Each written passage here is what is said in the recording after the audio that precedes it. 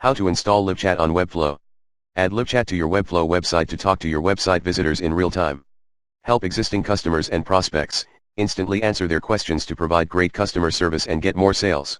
To place LiveChat on your Webflow-based site, follow the below steps. 1. First, log into your Webflow dashboard and go to your website settings page 2. Next, click Custom Code button. 3.